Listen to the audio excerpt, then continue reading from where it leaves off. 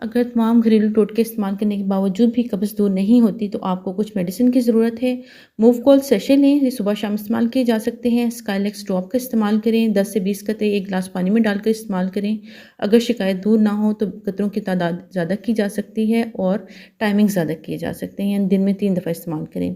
इसके अलावा डुफलेक्स सिरप इस्तेमाल किया जा सकता है, 2 चम्मच सुबह शाम लिए जा सकते हैं। इसके बाद डॉक्टर के मशवरे से प्रोबायोटिक कैप्सूल का इस्तेमाल किया जा सकता है।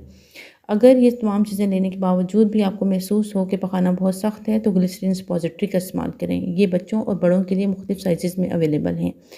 अगर आपको महसूस हो कि कब्ज़ और मोशन बार बार ऑल्टरनेट आ रहे हैं, अगर पखाने के साथ नाकाबिले बर्दाश्त दर्द है, अगर पखाने करते हुए कोई चीज़ बाहर आती है, ब्लीडिंग होती है, पखाने के साथ रेशा या पीप भी आती है, अगर आपका वज़न बहुत तेज़ी से कम हो रहा है तो फ़ौरन डॉक्टर को कंसल्ट करें। हो सकता है कि आपको सर्जरी की ज़रूरत हो या कब्ज़ की वजह